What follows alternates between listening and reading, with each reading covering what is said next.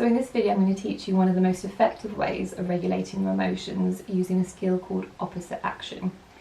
So the idea is that you would probably need to use your distress tolerance skills first if you are experiencing really intense emotions or really intense urges. At the same time, we wouldn't want you to only rely on those. As soon as the intensity is reduced enough for you to think a bit clearer, we'd want you to then be moving on to our emotion regulation skills. And the emotion regulation skill I'm talking about today involves some set steps. So the very first step is checking the facts. So you want to check whether your emotion fits the facts of the situation. And to do that, you will need to name your emotion, and you'll need to mindfully describe the situation that you're in. So as factually as possible, without lots of assumptions or predictions about the future and that sort of thing. So sometimes people might have something small that's gone wrong and they might start catastrophizing and saying, oh, my whole day is ruined, I'm useless at this, I'm a complete failure, I can't do anything, which would be not a mindful description of the situation. It would be full of judgments and assumptions. So we want to make sure you have a mindful description if you're going to be checking the facts. And when you're checking the facts, as well as thinking whether your emotion fits, you want to also think whether the intensity fits. So if I forgot to make someone a cup of tea and I was experiencing 5 out of 5 guilt about that, then we'd say actually the intensity of the emotion doesn't fit the facts of the situation. 5 out of 5 guilt would be more appropriate if you murdered someone or something like that, rather than missing a cup of tea.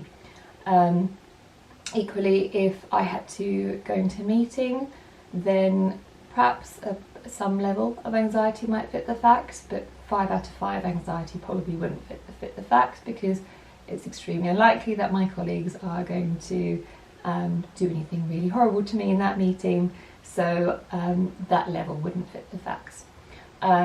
Or if you were feeling, if someone shouted at you over something you hadn't done and you were feeling really guilty about it, that wouldn't fit the facts because actually you haven't done anything wrong.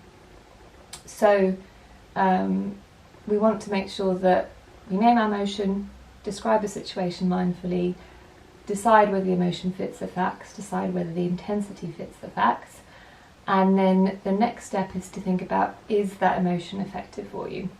So it might be that 5 out of 5 sadness does fit the facts of the situation, perhaps if you've experienced a bereavement or that sort of thing, and at the same time you might realise that it's not effective for you to be feeling that level of sadness, and that actually it's preventing you from doing the things that you want to do or the things you need to do in that day. Or you might find that, your anger, 5 out of 5 anger does fit the facts of the situation because someone's done something really terrible towards you. At the same time, it might not be effective if you're about to go into a job interview and you can't be experiencing that level of anger in a job interview.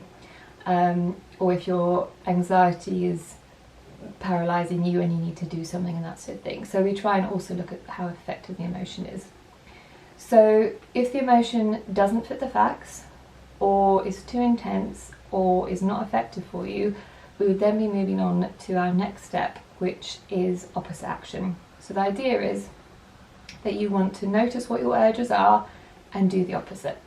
So if you're feeling sad and your urges are to stay in bed and not do anything, you would be doing the opposite of forcing yourself to get out of bed and do some sort of activities, so that way you can hopefully get some sense of pleasure or achievement from the activities. If you're feeling shame, chances are your urges are to kind of hide away and not let anyone find out what's happened. And so the opposite action would be to go and tell someone about what's happened, ideally someone who is supportive or likely to be understanding about it. If your emotion is anxiety, chances are your urges are to avoid the thing you're anxious about as much as possible. So the opposite action would be to try and approach that thing that you're anxious about. So for example, if you are anxious about driving lessons, your opposite action would be to phone up and book a driving lesson. Or if you're anxious about a particular meeting that you have to go to, your opposite action might be approaching it by trying to plan out some bullet points of what needs to be discussed in that meeting. And that's the thing. So social occasions is often a big thing that brings up anxiety, and so you would be trying to use opposite action by trying to approach people in those social interactions and introduce yourself. So those are some examples of opposite action. We do have in the worksheets linked below, we have step by step for every single emotion, kind of noticing what the urges are and recommended opposite actions. It is a very difficult thing to do, to force yourself to act opposite to your urges, and at the same time it is very, very effective, and there's a lot of research into it.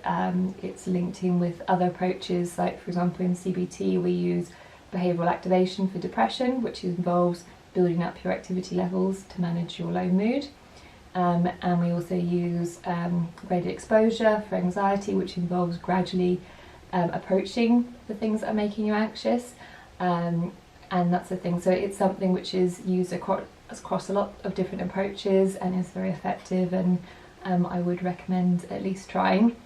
When you do use opposite action, the most effective way to do it is to do it sort of where you're fully participating in that form of opposite action. So you need to do it with your sort of mind, body and spirit. You need to completely commit to it. So if your opposite action is about attending a party that you're anxious about, you would want to, instead of going and sitting in the corner and not really talking to anyone, we would want you to fully participate in terms of going to the party, joining in with any activities, talking to people, that sort of thing, or, you know, with a meeting, going, making sure you're prepared, joining with the discussions, having your camera on if it's a Zoom meeting, that sort of thing. So the more you fully participate in that form of opposite action, the more effective it will be. And there are very slight ways that you can practice this with your body language as well. So we know that if you're feeling low in mood, you probably will be sitting down lower, you probably have your head down, maybe your hood up, you'll be avoiding eye contact, be sort of slumped forward, and that actually sort of reinforces that particular mood. Whereas if you're feeling down and you can force yourself to do the opposite in terms of sitting up and putting your shoulders back and making eye contact with people, it will actually change your emotions. So the more that you change your behaviour or your body position, and that's the thing, the more it will actually then have the effect of changing your emotions. So that is opposite action. And we also have the option of problem solving. So if you're checking the facts and you think, actually, my emotion does fit the facts of the situation, the intensity fits the facts, it is an effective emotion for me, then you'd be needing to problem solve. So if your emotion, if the facts of the situation was there was a snake in your room and you're feeling, 4 out of 5 anxiety, that probably does fit the facts. And in terms of if it's effective for you, well, yeah, actually anxiety will probably be helping you to deal with that situation and to avoid that danger, so it is effective. So your next step would then be problem solving of what to do about the snake, rather than opposite action, because obviously we don't want you approaching a poisonous snake or something like that. You do need to pay attention to your emotions if they fit the facts and if they're effective for you. So for problem solving, the way that I would recommend trying to do it is first defining the problem in as factual a way as possible, then generating as many different possible solutions as you can. So if we're using the snake example, your possible solutions might be run out the house, go to your neighbour's house, it might be shutting the door to the room, it might be trying to put some sort of box or container over the snake, it might be phoning pest control or the local zoo, it might be, if you're brave enough, trying to actually pick up the snake, it might be kill the snake. There's loads and loads of different options, and so you'd want to weigh them up and think which one's likely to be most effective for you. And you try that option, you see if it works, and if it doesn't work, then you go back to your list of options and you try a second option. So those are the steps for problem solving. As I say, we do have worksheets that go through each of those steps in the link below, and those are our sort of main options in terms of regulating emotions. So check the facts, and then you either go to opposite action or problem solving. So I hope that's been helpful. There's a very quick overview. I will make some other videos that perhaps go into more detail or go through examples, but I hope that's been helpful for you.